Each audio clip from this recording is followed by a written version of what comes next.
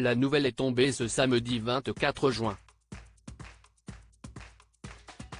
Comme l'annonçait son manager à l'AFP, Claude Barzotti est décédé à l'âge de 69 ans, à son domicile de Cours-Saint-Étienne, en Belgique.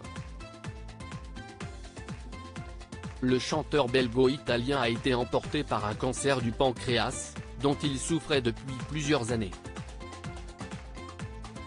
Malheureusement pour lui, Claude Barzotti enchaînait les problèmes de santé depuis ces derniers temps et a dû subir plusieurs interventions chirurgicales.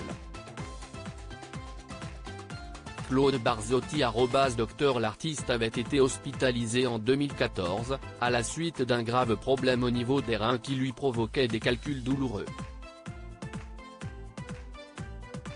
2 ans plus tard, il apprenait qu'il avait un nodule de 2,5 cm, qui a nécessité une opération du pancréas, confiait-il à France Dimanche. Une santé en déclin hélas, les choses ne sont pas allées en s'arrangeant pour Claude Barzotti.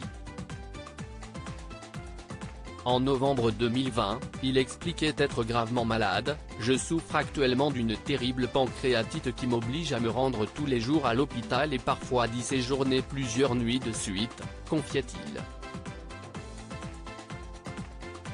Et de révéler que les médecins sont de moins en moins optimistes, ils m'ont dit que ça devenait très compliqué et qu'ils n'avaient jamais vu ça. C'est notamment pour cette raison qu'il a choisi de mettre un terme à sa carrière cette année-là, 1 an après la sortie de son dernier album, Un homme. Claude Barzotti a également longtemps souffert de problèmes d'alcoolisme. Une dépendance qui l'obligeait à descendre jusqu'à 7 bouteilles de whisky par jour, a-t-il avoué, toujours auprès de l'hebdomadaire, quelques jours après avoir été opéré du cœur. Bien qu'il ait finalement réussi à se défaire de son addiction, Claude Barzotti a toutefois reconnu qu'il était loin d'être en grande forme. « Je ne sais pas ce qui se passe. Je fais à peine 10 mètres que je me fais l'impression d'être une pompe à vélo tant j'ai du mal à respirer », déplorait-il. Claude Barzotti, star des années 80. C'est au cours des années 80 que Claude Barzotti, de son vrai nom Francesco Barzotti, se fait connaître du public francophone. Natif de Châtelet, une commune française située en région wallonne, en Belgique, celui qui a grandi au sein d'une famille d'origine italienne a passé la plus grande partie de son enfance près de Pesaro, dans la région des Marches, au nord de la Botte. Quelques années plus tard, Claude Barzotti fait son retour au plat pays pour s'y installer définitivement. Il commence sa carrière en chantant dans les bals, avant d'enregistrer son premier titre, intitulé Madame, en 1981. Mais c'est surtout sa chanson Le Rital, sortie en 1983, qui sera son plus grand succès et lui vaudra son surnom. Un morceau qui rend hommage à ses origines italiennes, auxquelles il était très attaché, et dénonce le traitement des réfugiés italiens qui ont immigré en France et en Belgique au siècle dernier.